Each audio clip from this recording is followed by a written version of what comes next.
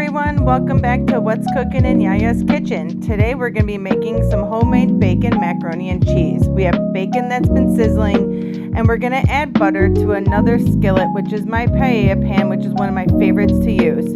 We're going to melt that down in the paella pan as we're going to get ready to make the cheese sauce in there. I already have my water boiling, again salty like the ocean. Mix the noodles in, and then yes, yellow mustard I'm adding to the butter that we're going to make the cheese sauce in. We're going to mix in the butter, and then we're going to start adding some milk. It's about 2 cups of milk we're going to add in here for the cheese sauce. So we're going to pour that in and let that slowly start warming up with the butter and the mustard that was poured in.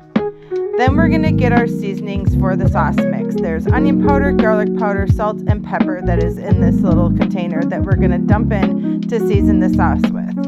We're going to get that in and we're going to start mixing. Mix. This is going to be the story of our lives with making the cheese sauce. You're going to have to mix a lot. Then we're going to add flour in so that way it starts to thicken the sauce base.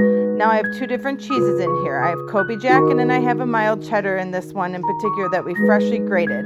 And we're going to again whisk. It's important to not use already shredded cheese. It has some coatings on it to keep it from sticking. So you're going to need to use a food processor or a hand grate blocks of cheese to make this cheese sauce work. Then we're going to strain our noodles. Again, just the water and the salt. There's no oil added. Once they're strained, we're going to take them over and we're going to pour them into our casserole dishes. I have enough noodles made here for 2 big pans. If you're feeding a large family, you're going to need at least 2 pans, especially because I use this as the main course for everybody.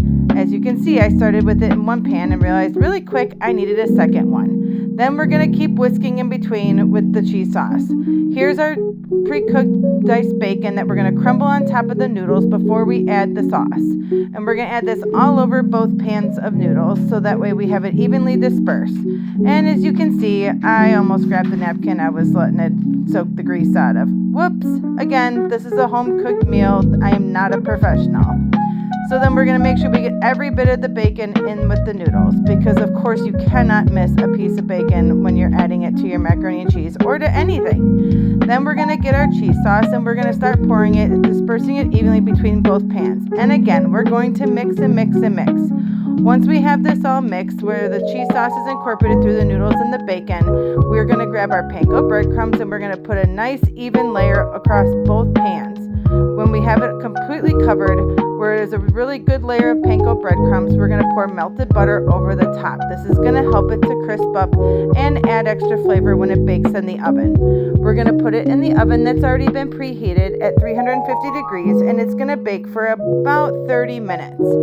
And after it's done baking in the oven, we're going to pull it out and you're going to see the cheese sauce is bubbly and the edges are getting nice and golden and the panko breadcrumbs are super crispy and starting to toast up. Now that we have them out, we're going to put, and again, please be careful, this is going to be super hot.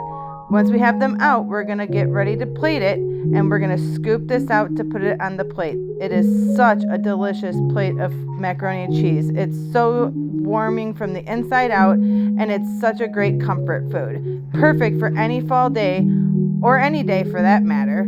Thanks for joining Yaya's Kitchen. Come back again and see what's cooking in Yaya's Kitchen.